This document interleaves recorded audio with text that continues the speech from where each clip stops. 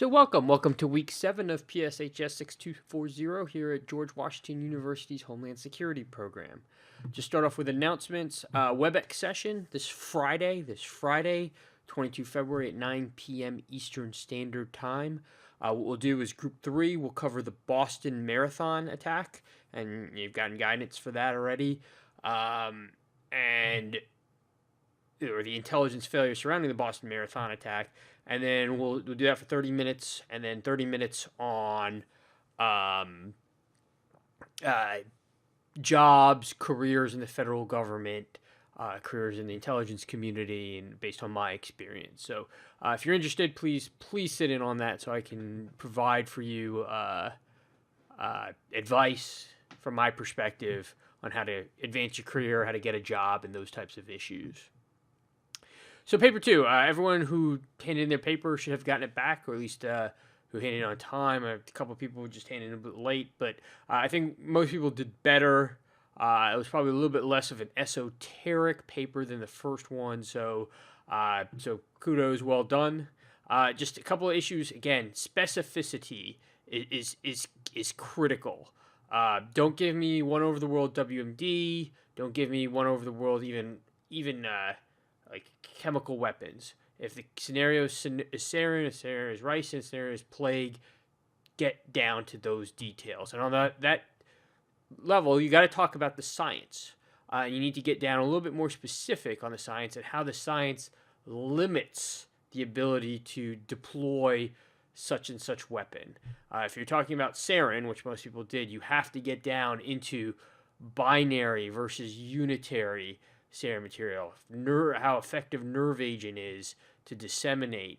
You need to talk about shelf life of sarin. You need to talk about precursor material. Are those precursor materials on restricted OPCW, Organization for the Prohibition of Chemical Weapons, lists?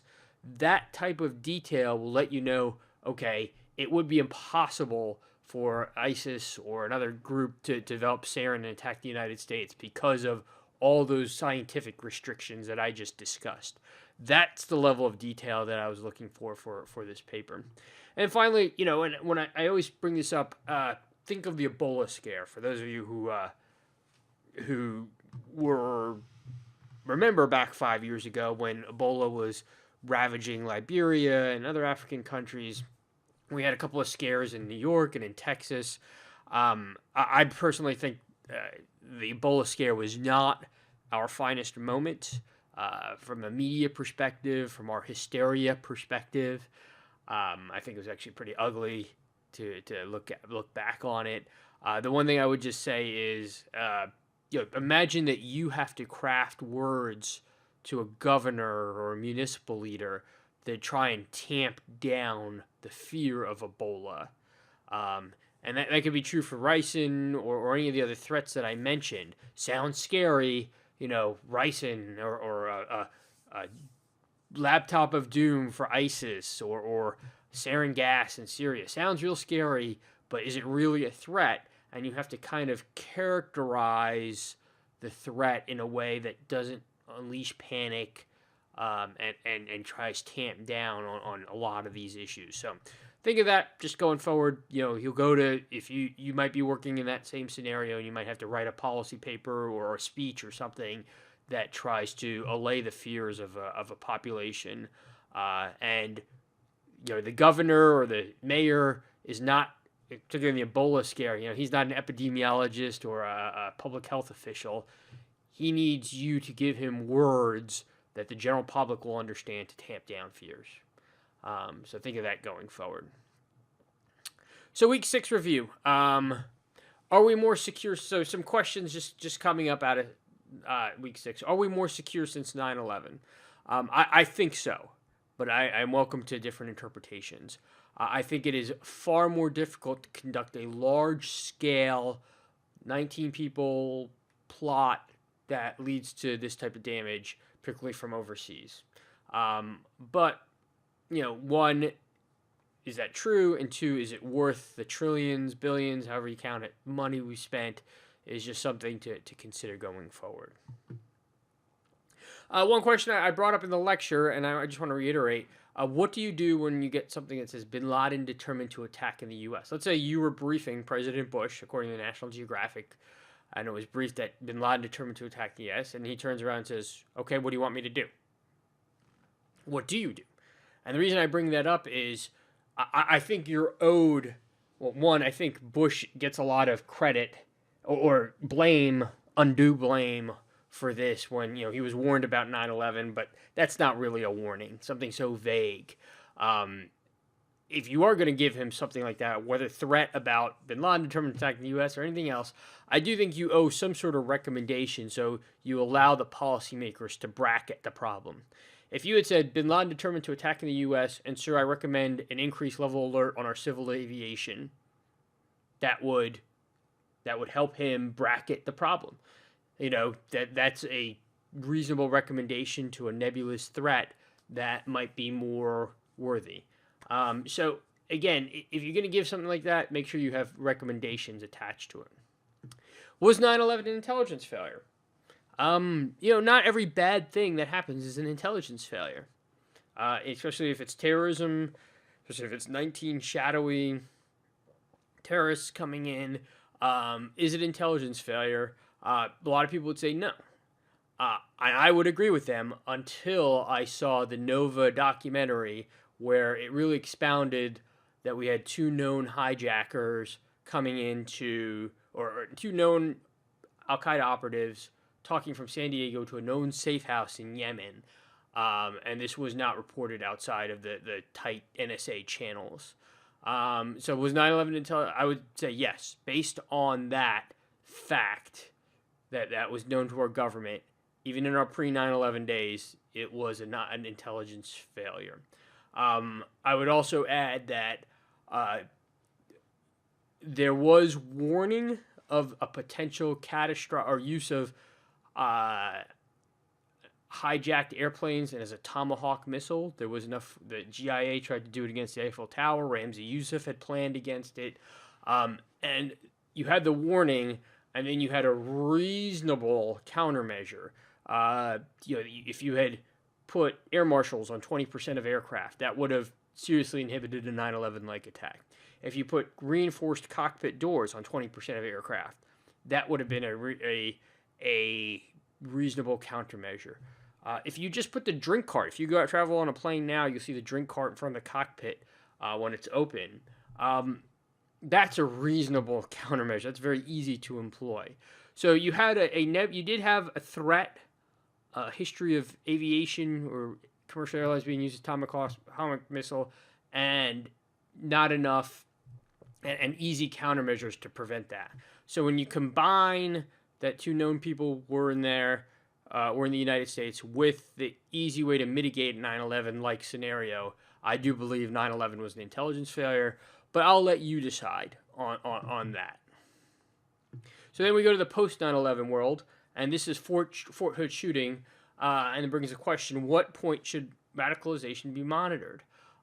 It's very easy in hindsight to say, well, Nidal Hassan was talking to Anwar al-Awlaki, and he had all these indicators of bad work performance and pledging allegiance to Allah over the Constitution. Now that sounds good in hindsight, and in a congressional report you can really make yourself look good by making the authorities at Fort Hood look bad. But would that really have been enough to arrest Nidal Hassan? Maybe it would have kicked him out of the military, but he could still have gone to any place, grabbed a pistol, bought a pistol, and shot up, instead of the soldier processing center on Fort Hood, the Lubies outside the gate at Fort Hood, right off base, and still killed 15 U.S. soldiers. So people say, well, he was communicating with a known terrorist, but as you saw in that short documentary, thousands of people communicate with terrorists. Hundreds of thousands of communicate with terrorists if you throw in the right-wing extremist group. You can't monitor all of them. So they're communicating. What happens if they like and they've subscribed to various right-wing or Islamic extremists or ISIS web pages, should they then be radicalized or monitored? Possibly. I could agree with that. But again, we're still talking in the tens to 20s of thousands of people that do that. So again, it's very hard, whether it's Nidal Hassan, whether it's the Boston Marathons that say, oh, well, we should have known about it. But at what level do you tie the resources to that monitoring? Do we have the appropriate funding structures and personnel to stop intelligence failure? In our budget-constrained times now, probably is not a good idea to ask for more personnel. But if you can say, hey, we have 100,000 people on various watch lists and they need to be monitored, maybe we do need more personnel. Maybe we do need more authorities so we can monitor them on their open source. And maybe we need more authorities and laws changed so a Nidal Hassan could have been arrested, or a Tsarnaev brother, who are the Boston Marathon perpetrators, could have been arrested, or an Orlando shooter could have been arrested. Maybe we need different structures and laws that allow this. Just, again, things to consider for your final paper. And then, should we just maybe accept this?